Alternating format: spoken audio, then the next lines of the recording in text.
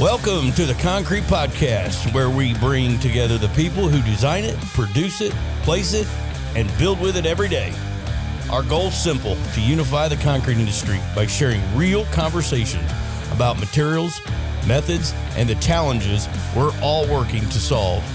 From ready-mix producers, contractors, engineers, researchers, and innovators, this podcast is about learning from each other and pushing our industry forward.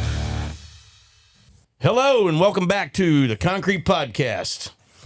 Today, we're going to talk about what every finisher, every concrete producer, every technical director, every batch man has problems with. That's admixtures.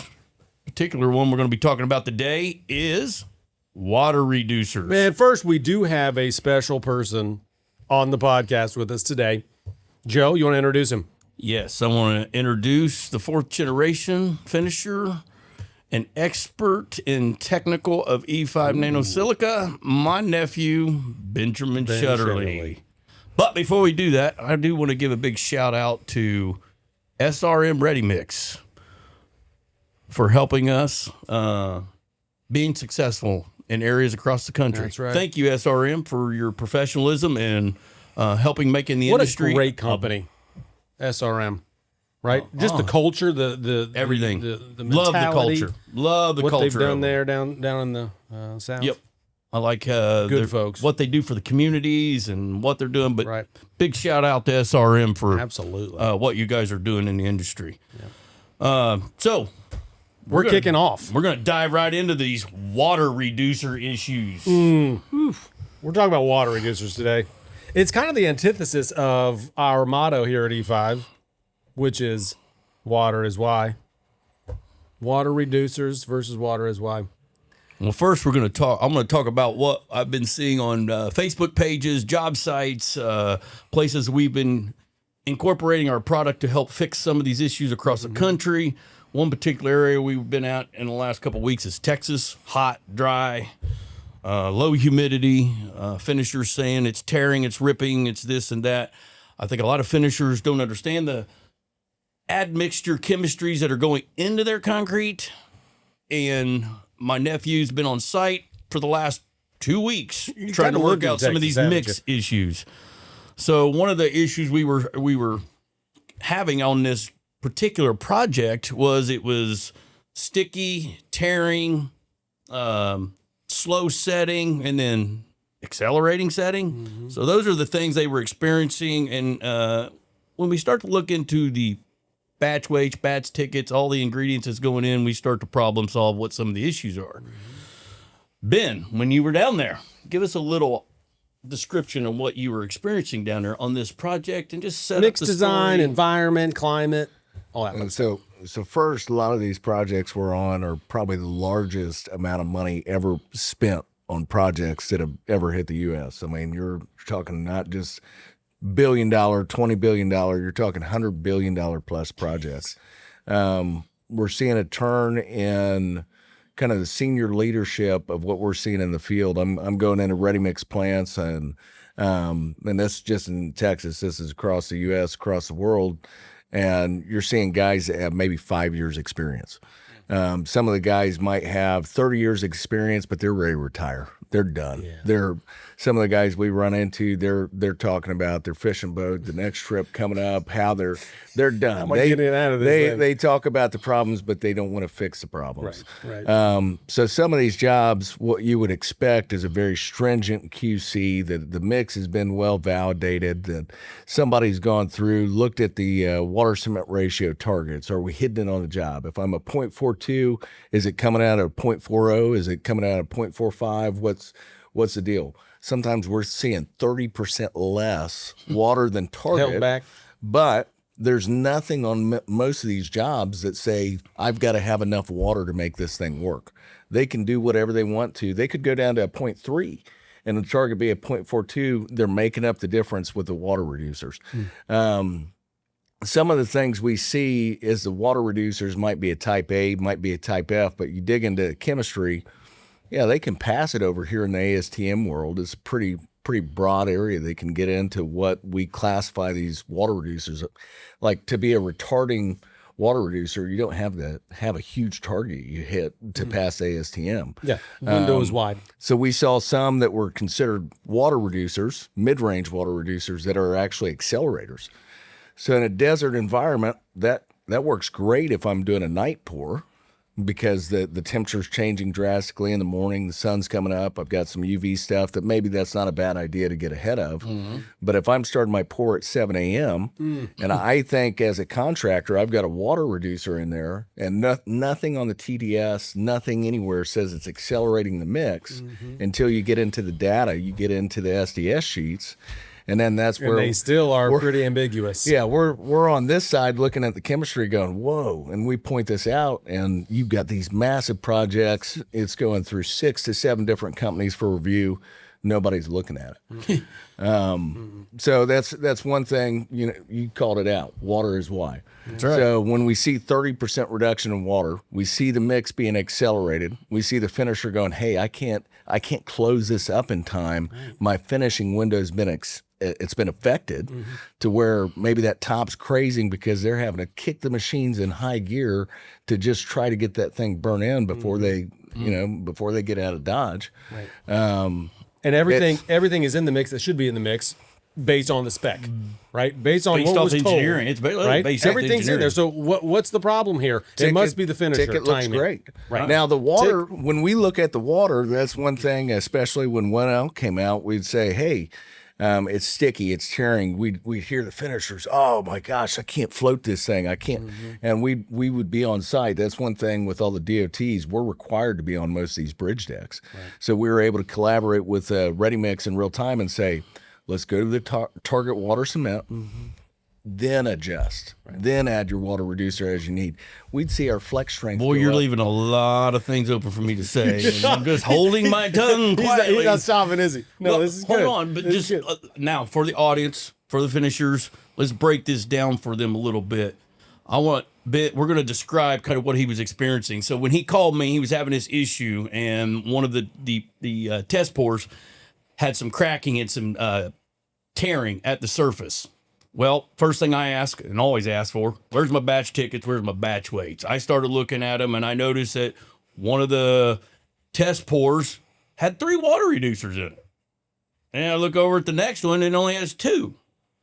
Well, then I start tearing in. Hey, Ben, if you get a chance, pull up these sheets on the screen for everybody. Here we go. So what Ben was describing about water reducers being water reducers, and they have chemistries that might be accelerators, this and that. I just want you guys to be aware of what really is going on. So when he talks about ASTM C494, Ben, you can pull this up on the screen to show them what the classifications of these standards are. You have Type A, Type B, Type C, Type D, Type E, Type F, Type G, and then you got Type S, which is where most of the snake oils of the industry goes. Type S. Yes, E5's in the Type S, but yes, it's been labeled as snake oil. Whatever. We can get it's a catch-all. Talk group. about that. It's a catch-all for everything. Right. I don't agree with Type S, but that's just what they wanted to do. Now, all these Type A's through G have different variations, and they are broad of what they are. But what puzzled me on this batch ticket and the failure in the field was when I looked at the water reducer. Ben, you can pull this one up on the screen. Which one are we talking about? What do you mean? Mid-range? Oh, this is the mid-range one we were talking about. No company names here. I really want to, but dear God, if I do, they'll cry like a 2-year-old. So I won't mention any names. Ew. Well, it's coming up on the screen anyhow. So. Yeah, it's going to come up. So you can figure it out. So when I looked at it, it's called a mid-range water reducer, but it's also listed as a type F, which is a high range. So dosage rates change, and we can make this into a mid-range, high range. But what I noticed in the safety data sheets was that the main ingredients was calcium nitrate and sodium thiocyanate. In a mid-range? Holy cow, hold on. Stop the press. We got problem. So when I go to a non-calcium chloride safety data sheet from a certain competitor of theirs, I look at it and it's got the exact same ingredients. Non-chloride, water reducer. Wow. Now we're starting to understand why we're having issues in the industry. No one is transparent of what they're doing. So water reducers are now being called water reducers with a non-calcium chloride genetics. With the potential of an accelerator. Yeah. Now, as we know, and I'll play the devil's advocate here. As we know, on SDS sheets, companies don't disclose everything in the mix, right? Well, they're In the chemistry. No, because you can have hidden chlorides in it. Correct. Oh, Lord. So the little bit of hidden function- chlorides in there could, actually accelerate some of the 1L that's delayed in the set. Correct. So on the other side of that coin, there is the fact that, you know, the SDS doesn't talk about everything that's in that chemical, and the performance might be altered to perform like a water reducer than an accelerator. So there is that. But on the surface, when you look at both of those chemicals doing water reducers and accelerator, right? You have that conversation to say, what is it doing in the mix? Well, this is the thing we're not taught in the finishing world. Correct. I mean, we're not taught to peel through for those documents. We're trusting our ready mix guy, and we're trusting that the people they're working with has given the information to give us a mix in the field to perform. Ben, how many times have you Case seen in this? point. Yeah. Yeah, on the finisher side, we run into a really wide breed, I would say, because everybody's got the same desired outcome. I would say it's the same family, but how we're going to get there varies drastically. There are a lot of companies that if the ready mix is confident in what they put out, they will not challenge the mix whatsoever. Right. There's a lot of flat work finishers I work with because they know the volatility with water reducers. And the first rule of water reducers since the 1950s was get the mix right first. And then water reducers aren't for water. Amen. They're not really to reduce water, right? It's a misnomer. So Absolutely. water reducers are for slump enhancement.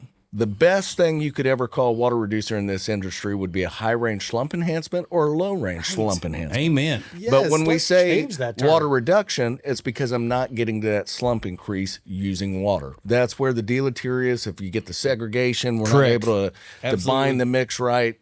That's why we don't want to do it with water all the time. Yeah. But Well, we also don't want to do it with water because water's free. water, There's that conversation. I mean, water's free. So they're like, hold back the water, sell more chemical. Well, we sell more chemical. You just said it. Replacing water 30% of the water means we're putting 30% of something Yep. to get the Back slump. in. Yep.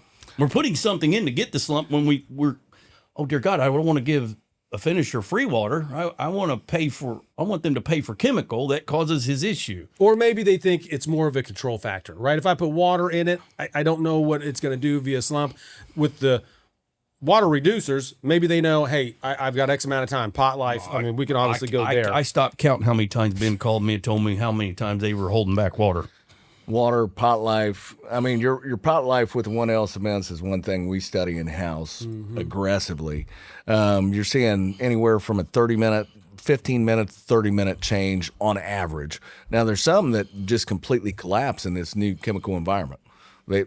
And that's probably my biggest hang up in the chemical industry right now, and the material side. When I say materials, I don't necessarily mean admixtures. I mean, what's my sand look like? Is it a clean sand source? What's my sieve look like? Is it what's the purity of that? What's my absorption of that? Have I figured all that out first? Looking at my aggregates, what's my gradation? You know, you got the tarantula curve out there, you got gap gradation, and a lot of these plants aren't set up to do that. Nope. And part of the reason is because the industry is not optimizing toward material performance fineness. We're using the admixtures as a crunch. Absolutely. So when we use the admixtures, and on our side, we're sand, aggregate, cement, water. I always make the argument for E5. It's a little unique. It's a nanosilica. It's a mineral. So it's sand on the nano side. Right. It's a different particle packing, different things we do, and we're able to control some of the flock network, some of the complex things because we've got some electrical things going on, which is how regular water reducers work. And then you get into the different sizes and shapes of those water reducers. But what I see often on the ready mix side is a finisher will be sold that, hey, this admixture is going to be a finishing aid. Well, what the ready mix understands and the admixture world understands as a finishing aid has to do with workability. Workability and the ability to close that slab, finish that slab, the ability to seal it are two different things. But just like water reducer versus slump enhancer, we got a lot of misnomers. We deal with that with topical colloidal silicas. Yep. I hear that all the time that, hey, these other finishing aids, they say they can be worked right into the concrete, right into the surface. And then you read the fine print, do not use for finishing. And it's called a finishing aid. Yeah. So what do they mean by finishing aid? Well, they mean that you can use it to hold the evaporation longer so that it gives you more time to get the finish because it holds the moisture in better. It doesn't mean you can finish it into the concrete. So we've got this wide range of language that's really due for a generational reset. Absolutely. A generational reset with a generation of old people still trying to stay in office. Well, and like what you said, that generation is moving on, right? And so the new generation, maybe not there's fast enough. maybe there's opportunity, right, to kind of rename some of these things, on a broader level. Well, That's a challenge, I know, with all the ASTM Well, committees and all the other because things. we play the water cement ratio game to get strength and get it quicker, which is somewhat detrimental to the mix, whether anybody wants to acknowledge it or not. Plenty of research shows that acceleration is not good for concrete. And then we dope it up with water reducers to get where we're at. One thing we do preach, water's why. Give it its water and then give it the water reducer it needs to finish it. Yeah. But you need products, nano level products, whether it's E5 or whatever it is, to control the water that's already in there to keep it from evaporating faster, slow that part down so that the water becomes your finishing aid and not something else you're throwing on the surface. I've always said, when we have to start throwing something on the surface, that mix is out of balance. You're already done. That means or bad weather conditions, a couple different variables, I have right? forward and wind. 60 mile an hour, I never had to put things on top of concrete. Well, I mean, you are a concrete god. But no. He's even seen it. He's seen that with working with people out in Nebraska. He calls me and said the wind's blowing 38 mile an hour, but yet they're not putting anything on the surface. Yeah. Why? He got the producer to adjust the mixes to where we used water and controlled it, and yet they didn't have that issue. And that's probably the fundamental change we see is our strengths went up. So what does that say about the target water cement ratio? It wasn't optimized. That's right. So a lot of these 0.45 they might be optimal for some regions, some native materials, but if we're not looking at the full spectrum of what's happening with absorptions or the changes in chemistry, that water, it's, I don't want to say it's meaningless, but it's lost its value because we have not done our homework in going in and looking at those exact materials to find optimal. So it's a disservice in the industry when we say, I tell the guys it's like cooking a pizza. When you look at the box of the pizza, it actually tells you to cook it different if you're up in the mountains versus if you're down at sea level. Absolutely, right. So if I've got to change with my pizza and how it's working in the oven, is my material going to be a little bit different at sea level versus that's a darn great point. No, Ben, it should all be the same. Right. Do you think most people understand pot life? I mean, most finishers I out don't in the think field. so. I mean, I know here we do a gross amount of testing on pot life, on 1Ls, on type 1s. But, to a layman out there that is receiving the mud, finishing it, I mean, how much do they need to Well, I think this sets a piece up for educational time. Ben hit on it just about the flock network. Right. I think a lot of finishers, when they feel the concrete tearing or pulling or won't close up, necessarily it's not evaporation. It's really the pot life of the water reducer starting to wear off, and it's reflocculating. It's a real unpopular term. Right. So explain that, Ben. Right. To the layman. So let's say chemical shrinkage. Okay. How's that word feel? Yeah. Chemical shrinkage. That's easier to understand. Chemical shrinkage is a word we don't really want out in the industry because that takes the risk off the end user. Because it's saying I didn't get something right here in the mix for my expectations out here in the field. Yeah, we just want to say it's plastic shrinkage. So we'll call it plastic shrinkage. Plastic shrinkage has to do with the bleed rate not matching the evaporative loss. Amen. So if my water's not coming in to fill these top voids quick enough and I've got evaporation, I get tearing. So Drying out. It's drying out. So you'll see those cracks on the surface. When my pot life wears out, if I don't have enough to hold the body of the concrete together and that pot life wears out, I get shrinkage. I get tearing because that pot life's worn off. So think about what a slump enhancer or water reducer should do. It's gonna if my natural mix is at a 3-inch slump, 3-inch spread, Correct. and I go to a 6-inch spread using the water reducers, what happens when the mix wants to go back to its native environment of 3 inches?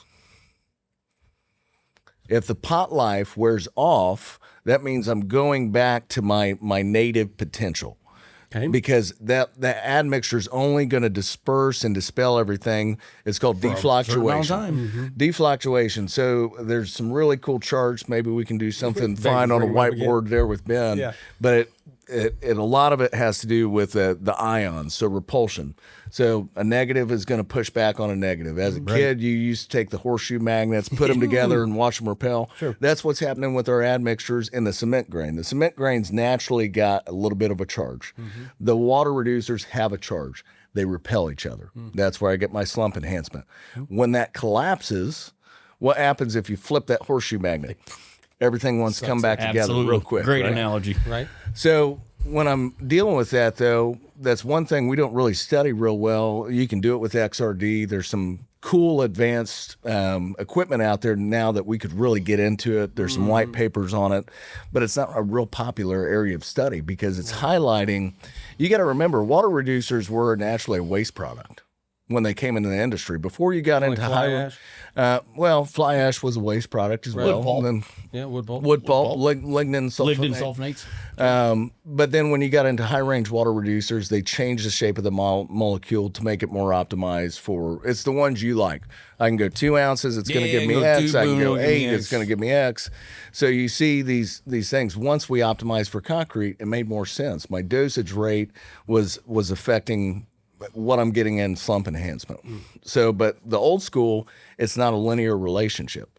If I add more, it doesn't mean I'm getting more slump No, it enhancement. means it could go backwards. Eventually it clips off. There's not a linear line that I can look at these things. So, And Ben, we seen that when we started doing the study with the 1L cements and water reducers, and where Purdue was starting to show us that when these dosage rates changed in the water reducers, didn't always mean it was linear. It started to fall off. Strength started to decline. Yep. As you added more. As we added more. So 1L came in and changed the whole positive negative conversation. Yep. And concrete finishers, man, we really should not be worrying about this. Yeah, in the you should field. not We be should be able to trust our ready mix guy and an admixture guy is going, hey, this is the best thing for them in the field to get through what they need to get through. Specialist to get it in finished. each department, right? But to him, to what he was saying, there's a reason why they don't study this. And because it shifts the risk back to them. They always want to keep the risk down on moving forward to the guy on thing, so they can always say Sell it's more the product. normal. Get the rebate. You know, like I've said, I love Google. I love all these tools that we're getting. It's making us more educated in what we're doing. And concrete finishers, whether you like it or not, you're going to have to start studying chemistry. You're going to have to start Or studying at least these listen to this admixtures. podcast. Amen, Joel. Thank you for always being the marketing guy and promoting it. But we have You're to going to learn a lot. I mean, it will advance what you're doing in the field. Yep. It will help you problem solve. I get these things on DMs and stuff all the time. Goes, hey, do a video on how to finish 1L concrete. I can show you, but you got to understand what's going on. And that mix might internally. not be what they're finishing. So it's like Exactly. you You've can't got to replicate understand it. You know, I'm watching podcasts, not podcasts, but other videos. other videos on Facebook, and people are doing these round There's some tables fun on how to, finish 1L and all this. Look, guys, until you get rid of these chemicals or get them reduced, you're going to continue to beat your head against the wall. I'm going to preach this till the day I'm dead. And guess what, guys? You know what? If I think about it, long after I'm gone, I got another one coming. And then he's got another one coming. So the Shutterly family ain't going anywhere for a while in this industry. So we're going to keep it up until this industry. He's a little less punchy, but yes. Yeah, well, he'll get there as he gets older. Trust me. You get a When you little start getting bitter. older, you get get bitter with people when they tell you you're. And it's not about completely eliminating these things because they're useful. No, there's a use for them, but it's when they're abused. It's like with anything. Prescription drugs are good, Correct. but when they're abused, you get Food, an epidemic. beverages, Food, everything. all that. Yeah, In moderation. In moderation. I mean, if you were to drink you go to Starbucks this morning, you get your coffee, and I tell you there's going to be a 30% variance in how much caffeine you're going to get that day. Oh, Lord. Are you going to go to Starbucks to get your coffee? You could have a heart attack, or you could. Or you just be dead. You know, So that's the hard thing when we push That's a when good we point. push the green technology really fast. You don't get everything buttoned up on a quality control level that you typically would. Correct.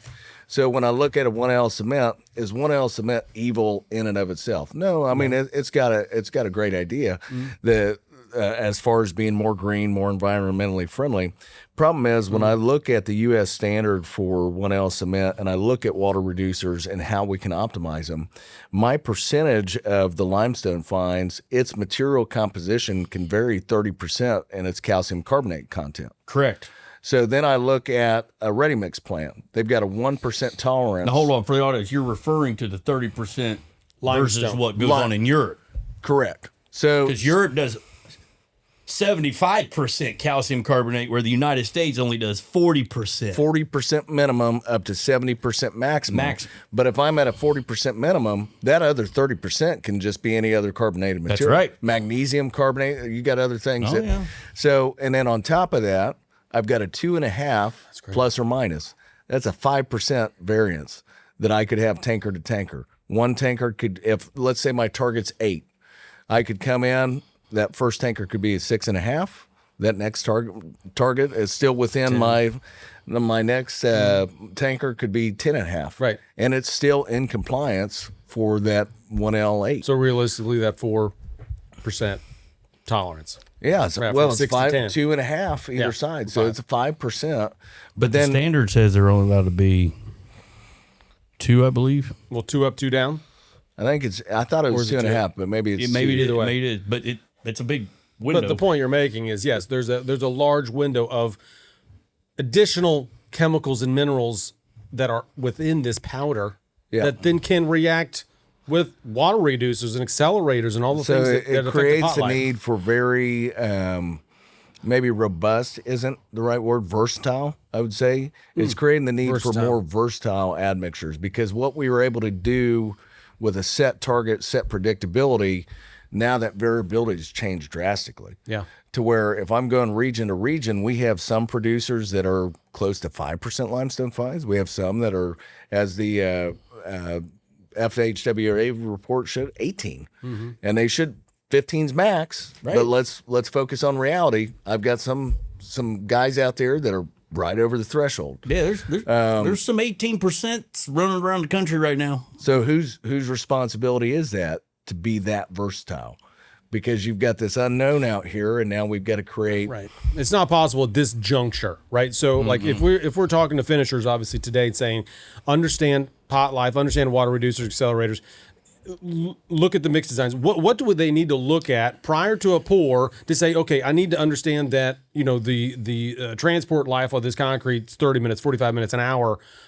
How do I talk to my ready mix guy to better understand these pot lights and this timing? I'm a huge believer in field relative mock-ups. Why do I say field relative mock-ups? Because sometimes we'll have a 50,000 square foot pour, and the mock-up I see is 8 foot by 8 foot. It's not finished with the same finishing means and methods. It's not the placed same the placement same. methods. It's not so maybe I'm discharging everything from a pump or a buggy while they're truck pouring the mock-up. So you have to do everything you can to be as like condition as what you're going to be in field placement. Yes. And estimators, I'm sorry to tell you, that's one thing where I would put it in your bid as an option if you're scared that your cost is going to be too high. But Because there's that. have somebody pick up that cost, because that's the liability. If you place that concrete and you've got the batch ticket saying, hey, my compressive strength's great, but you get out, finish an 80,000 square foot of concrete, and it cracks and it tears, and that's one of the first things. Well, did anybody do a mock-up? And how can you mock up trucks waiting to discharge into a pump, right? If they're waiting 10 minutes, 15 very minutes. expensive. I mean, how do you... So even what we've account done for with that? different DOTs is we go to the maximum. So if you think your maximum discharge window is going to be right at that 90 minutes, take it to the 90 minutes. Yeah. Take it to the worst case scenario. Take it to the end. And then work Yep. it backwards. and then work No, it that's a good idea. backwards. But like we were saying, with how kind of the technology came about, used to it was get your mix right, sand, aggregate, cement, water first. So if my target's a 0.42, let's get it close to that. If we know it's not going to be deleterious to the mix, we know our absorptions, we know our native materials, and we know that's our target. You quote ACI 308 all the time. And it talks about a 0.50 water cement ratio Correct. for optimal hydration. So when I see a 0.36, have we traded off the reason we went to a 0.45 to begin with? That 4.5 was that it was the compromise between bleed water and surface durability. Then we're going to wet cure at that 0.45. And that's going to get us close to optimal hydration there That in the surface affected zone. Well, which the is other that way, top the other reason surface concrete. 0.45 kind of got a stake in the ground was you had a bunch of people around a table that decided 0.45 is what we need for exterior concrete, 6% air for freeze-thaw durability. Don't go over that. Yep. Okay. Well, what's people do? They start backing the water off, and now you're at 0.42. So they don't want to hit right at the threshold. They want to be below Just the in case threshold, they just add in more case. at the Oh, site. then I hear this all the time. Well, sometimes I got to adjust for the finisher too, and then they take more water out because they want the more strength for more durability. Because finisher's all through water on the surface. Well, if ACI 308 states at 0.5 is necessary for maximum hydration, Yep. and you're already going to say I'm 0.45, and then you got Take it down. more because I want to protect our wrist. Hey, you're at 4.2. What are you actually doing to that material? Okay, yeah, great, you got strength. God, I hate strength. That's all we talk about, strength. But then what have you really done to the matrix, to that concrete? But then what'd you do to the finisher? You're promoting bad practices because he has to get It's dry. Yeah. Well, finished. That ACI document's really good in calling out what goes wrong when we don't have enough water. It talks about autogenous Yep, shrinkage, autogenous shrinking. and then it talks about self-desiccation. Yep. Because if that, what is it, 0.85, 0.82 relative humidity in the concrete, what's 0.85. 0.85. Once you fall below that, your concrete's in a self-desiccating state. Yeah. So what's that mean for all the end users out there? I put my concrete down. It's not going to optimal window. I might have a cure belt that goes 28, 56 days. But how many times have we looked at reports that about 7 days, 14 days, that mix tops out? Stops. Correct. We're not seeing any further strength No gain. We're not hydration. seeing any benefit of external curing or anything into 28 days. It's dead. So there's a certain point where you shock that material because that hydration stops. So those are some of the things where you're talking about what can we do for Right, what can we do with the guy that's finisher, pouring tomorrow? sand, aggregate, cement, water. What's my max water cement ratio? If it's 0.45, I'm not saying take it all the way up there because sometimes you got great engineers that will say 0.52, 0.57 max. They understand you need a little more water and sometimes you don't need that full amount. And 0.45 might not always be the right water cement ratio for some environments. Maybe it's a 0.38 where we're hitting that golden Well, zone. it depends on if you're using gravel or using stone. Gravel aggregates, you can get away with less water because the rounded material allows for the water to disperse better. I mean, your surface area equations you got to think about and all that stuff. But at the end of the day, when everybody's just doing residential mixes, which is a lot of concrete within our industry, they're trying to hold to these 0.45s, but then be down here at 0.40. And then what's those finishers do when the pot life of the water reducer wears off? Oh, Yep. Throw it on. Blessing the concrete. and then what happens?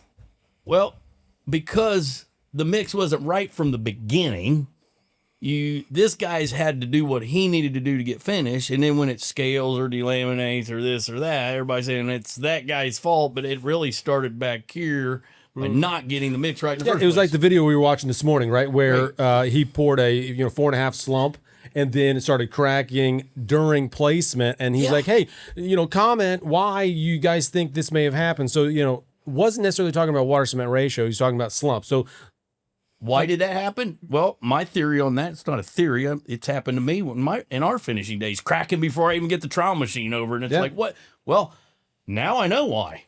Well, the pot life, that water reducer was wearing off. And if the water reducer was a type, whatever that retardation one is, well, then the bottom is not set up enough with the top, and it's starting to be jelly, and it starts to crack because the strength doesn't overcome the strain. Marshmallow top, jello belly.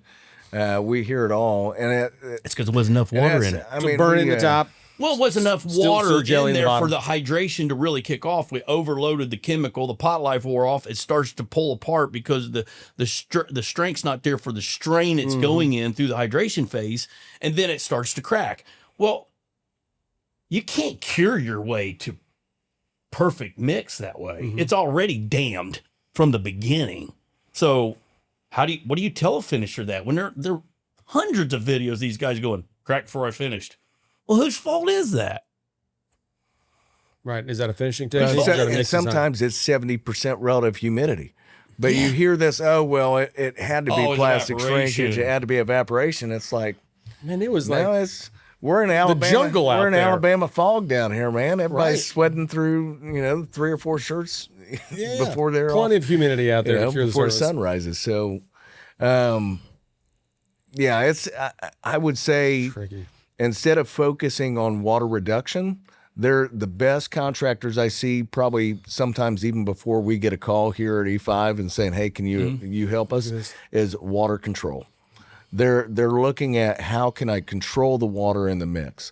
So we're seeing guys use non-chloride accelerators because the bleed rate shifted. So now they know they got to get that water moving faster. So that they're trying to change the hydration. They don't even know what they're doing.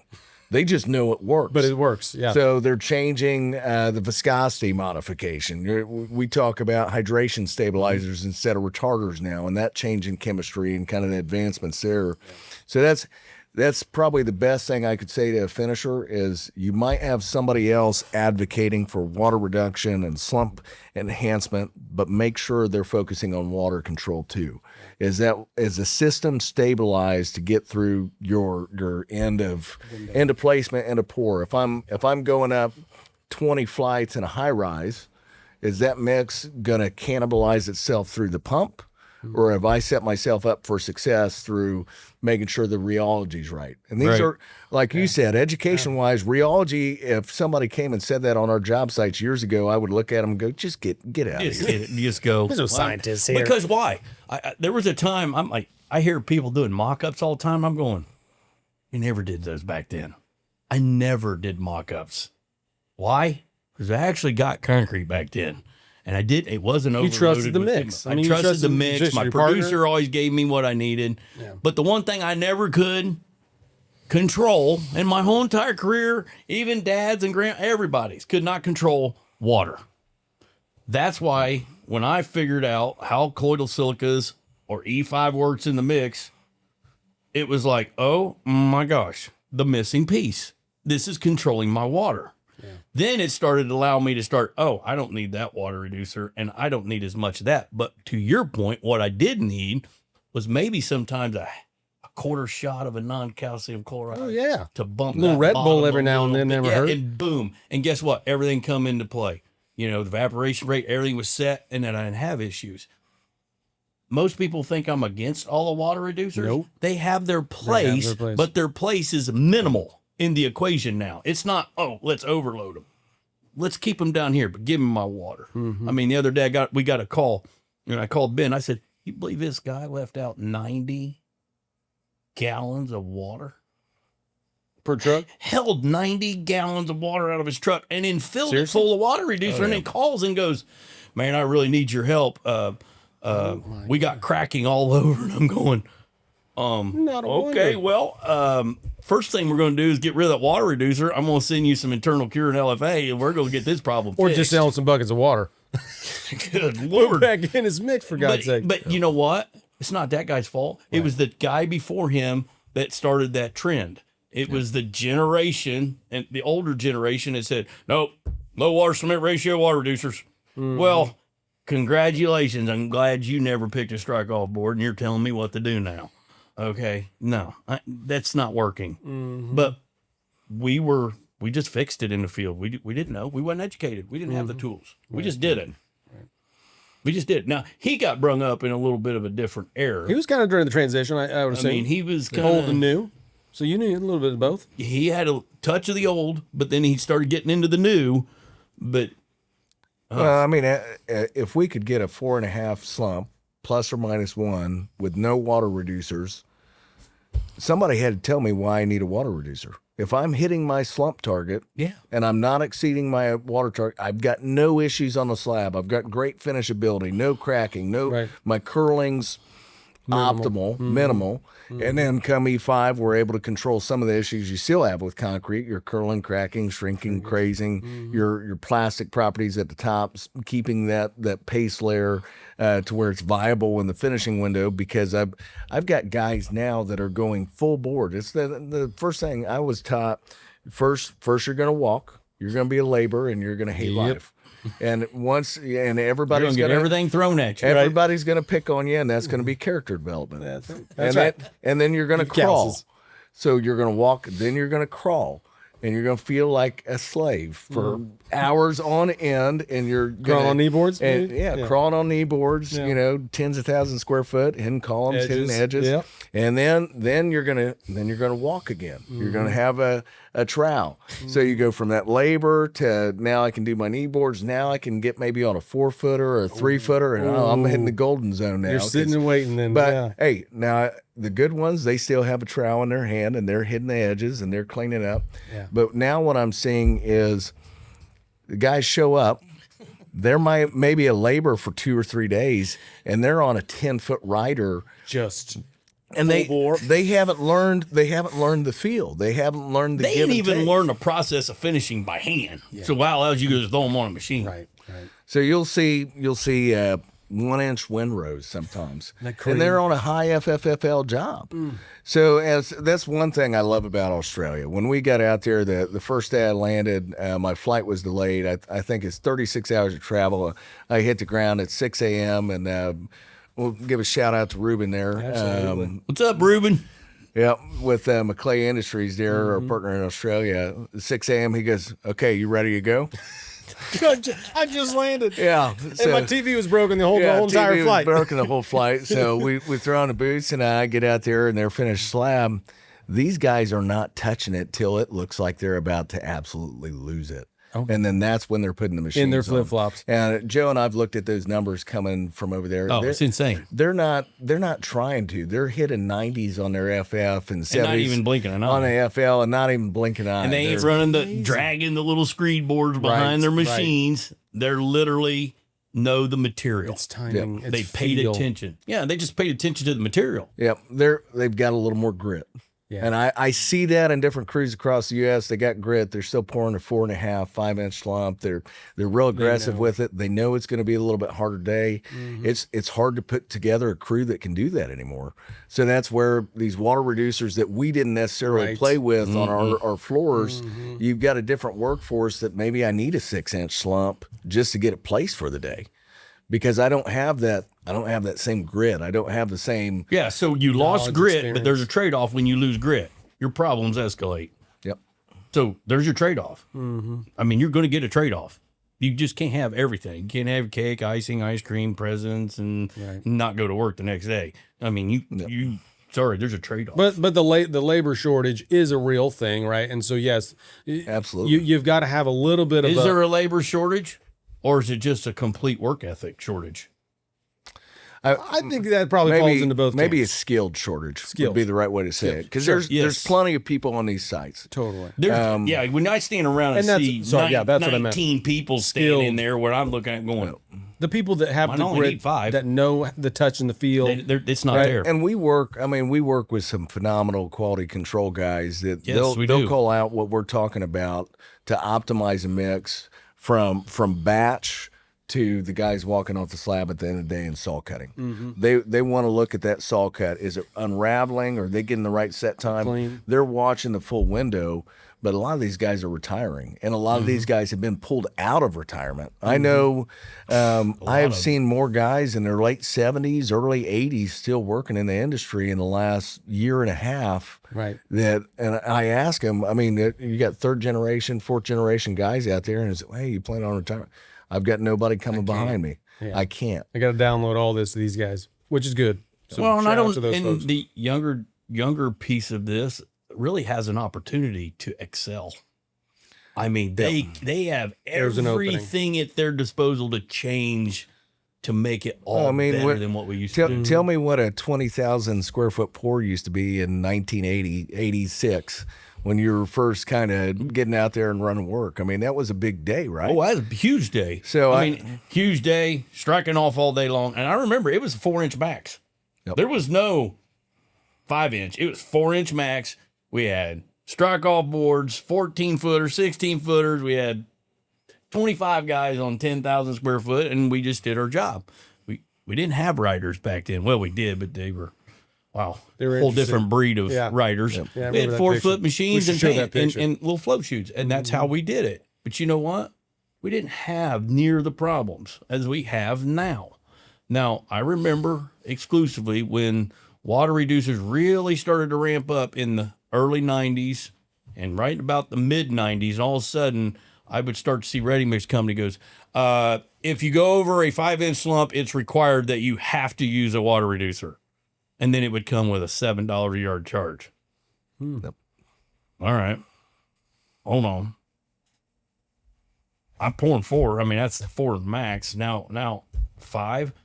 Well, goes back to the water cement ratio game. They were losing because concrete was starting to go down a little bit, and that was the reason it was going down. You had another introduction of material, fly ashes, slags. Those started coming in. So everything started to change, and then water reducers started to become dominant use in about the mid-90s. Mm-hmm. And then that's when fly ashes and all of them come in. And it just, from that day on, the pans were discovered. These newer laser screeds started coming out. All these other technological wonders of our industry started coming out to fix a water issue. To make things probably faster too, right? It was pour faster, less people, less skilled labor. Pour faster, but there's a trade-off again. Absolutely. I mean, every time you speed this up, there's a trade-off. And when you accelerate something, Right. Well, that's the quality side too. When we talk about senior management having that grit we talk about, right? The grit. You used to, when there were issues on site, you had somebody out there barking and screaming, and you didn't want to be on that guy's bad side, so you corrected your issues. That guy's not there anymore. And if he is, he's on a short leash because HR is scared to death that everybody's going to quit. That's a good point. So it's when you see you've got this huge innovation coming in, but you've got the change of work ethic. What would you guys have done back then with the tools you have now? Oh dear Lord! That's what I mean. It's, I guarantee my L3, L4, L5 would be a lot better. Yeah, there's that. My back would be in a lot better shape than what it is. So there's a huge opportunity though for I see a lot of young guys that have the grit. They want to do it right, but they're up against this albatross of documentation. And I love what we do on some of these big job sites. You have stretch and flex. You got these different things that that theoretically are really good. These guys are eating a roller dog and a monster and ho-ho. and they're living on the edge already. Right. And so we're trying to do these different things, but then it's 105 degrees later in the day and nobody's coming out giving water breaks. Nobody's actually helping these guys. And that's optimizing the mix so they can get But we got our stretch and that's- flex in. That's what I'm seeing though, is we're shifting the focus into these other pockets where the industry maybe did need a little help, but now we're taking our eyes off kind of this quality focus and this demand of excellence that we used to have, that, failure wasn't an option. If I made a call and said, hey, we're tearing out this slab, I'm probably not coming home tonight. Nope. I'm going to be out there till it's fixed. Yeah. Now we've got, it's, I won't go into all those stories, but It's just a different level of grit out there. So I think that's the younger generation that takes it, sees the innovation, and they start looking for the right opportunities. The water control versus just a slump increase. The durability is a huge focus right now, right? The DOTs are trying to figure out, how do we get rid of some of these old testing methods that aren't giving us durability? We hit all our strength metrics. We hit all of our project targets. But we're still, we're still seeing replacing. cracking. so then 3 years later, they're tearing out bridge decks. And why is that? Because they're still dependent on, hey, let's lower the water cement ratio and put more water in it. Let's put more water in it. More chemical in it. Yeah. They don't want to put more water in it. Scared to death of water. So they want to put more admixture in. And the sealed labor thing is a big variable in to that pull too. what he's saying in, it's the way society is. Give me a pill to fix it. Right. What do they want in concrete? Give me a chemical to fix it, and I want to move on. Well, when you put one chemical in, you probably need to take out what caused the problem first. And if you don't do that, you're just compounding the problem. Well, you were pre-med. It's no different. Well, and that's the difference. When you go into pharma, you have a whole industry outside of doctors that their job is to look at chemical interactions before they get into the body. Because if one doctor prescribes this, the other doctor prescribes that, hopefully you're using the same pharmacy. That's right. And that pharmacist goes, whoa, let me call your physician on this. We can't mix these two.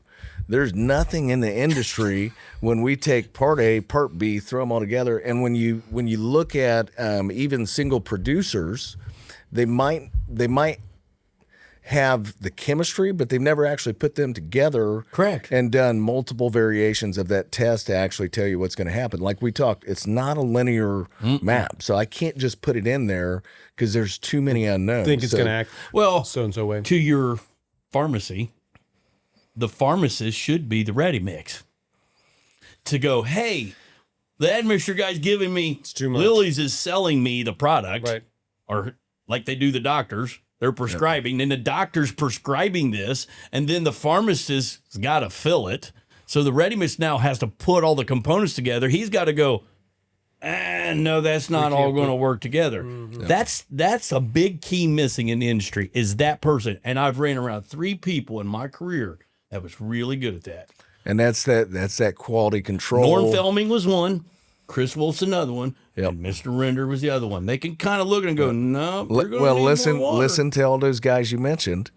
Give me one that's under 60. Right. Exactly. They're all almost north of 70. They're all right there all together. Norm's been retired probably for 20 years. They So were it's- brought up in the advent of these chemicals. Well, and you got to remember when these guys came out, the admixture reps they were required to be on site for DOT projects. They learned when they were first rolled out. So they were hands on. They were directly tied to the field experience.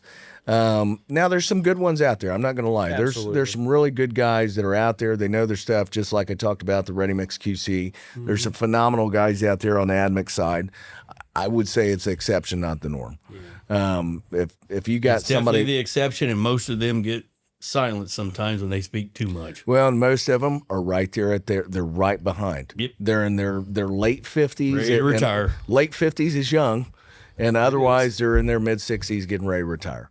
And it's like we're about to lose that voice. I think they said 2030, we're going to lose another 40% of the industry. So when we talk about quality control, when we talk about all the innovation that's out there, equipping a knowledgeable generation that's got that grit, that knows how to use it, you're going to go far because they know the blind spots. and utilize these chemicals to your advantage, right? There's a Correct. time and a place. There's a time and place for them, but someone has to be educated on how to use them, how they go together, what don't go together. And, it's a lot of testing. It's a lot of trial. It's a lot of error.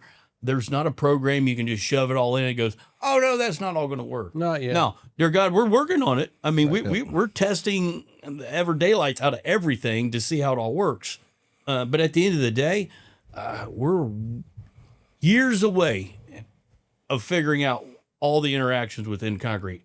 If they keep moving the cement chemistry like they are, you're never going to figure this problem out. It's just going to keep getting worse and worse and worse.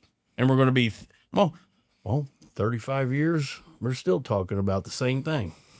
Cracking, curling, delamination, and scaling. We're just talking about it more. So it goes back to what makes a concrete professional. The industry now looks at the universities as the actual expert of concrete. That's not the expert. He only knows one aspect of what he studied and got his PhD on. It doesn't mean he knows all the aggregates, all the sands and the winds and the variables.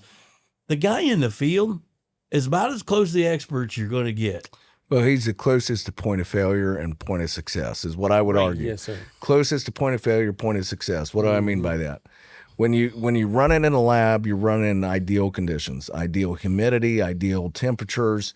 You don't have the UV constraint. I know there's some machines out there, different things coming out that maybe we can test this. Nobody's really doing it right now. Not all the variables.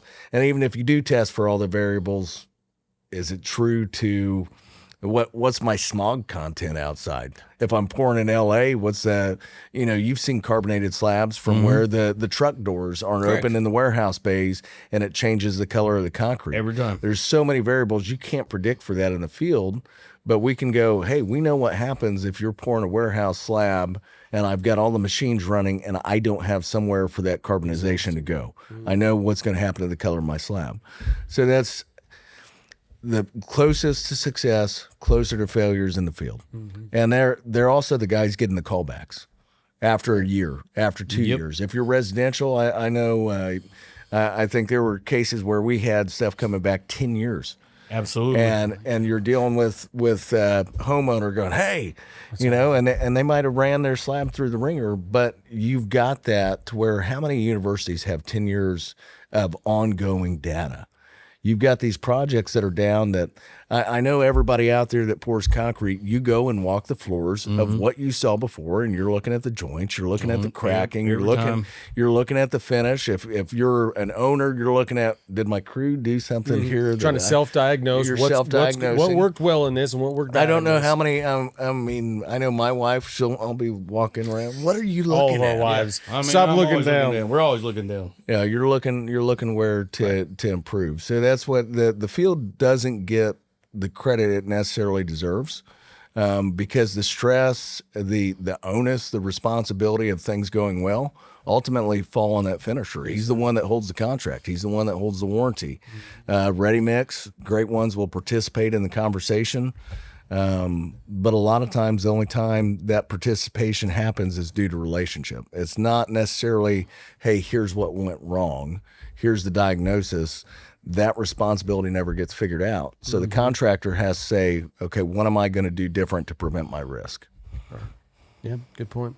Well, we didn't get into it today, but we're going to get into it in the future. We're going to touch on it just a little bit. We've talked about water reducers, the unpredictability of the water reducers, but what we don't talk about enough in this industry is during the cement manufacturing, the processes of the cement manufacturing and the grinding aids that they use. Yeah. And the grinding aids are like top secret. No one wants to talk about surface chemistry. And that's what those products do. They're on the surface of the cement. Now, they use a lot of different grinding aids, or they're called cement admixtures. And remember, is that the admixture companies are selling grinding aids to the cement industry. And then they're selling admixtures to the concrete industry. But yet they can't tell us nothing on how any of this interacts. They say it doesn't affect it. I don't buy that horse crap for 1 minute, because it does affect it. We're going to dive deep in that in a few more episodes about grinding aids, because I believe that has been the biggest switch with the concrete, because when 1L came out, things changed. That performance. And I think surface chemistry is at that thing. We are looking at another research project. I know that some of you in the industry are like, dear God, he's going to do another one. Yes, I am. I want to know what the surface chemistry of these grinding aids are doing, because I feel like the water reducers that we're using either need to completely go away, and they're dependent on what they're doing at the cement level, because some of the cement level, they use PCEs and they use ligdins and sulfonates and all these things for grinding aids, and they're doing all these concoctions and blends. So you're getting, I don't know, some water reducing effects in the cement already. Right. So I know that's going to be very controversial, especially the cement manufacturing right now are probably going, oh my God, what is he saying? And that's that's why water reducers work. The cement's already got a charge. Yes. How strong is the charge, or how much did it Strong change? is the charge. So again, thank you, nephew. Thank you, Ben. Appreciate Thanks. you. Thank having you me. all for joining us. We look forward to seeing your smiling faces on the next episode. Have a great day.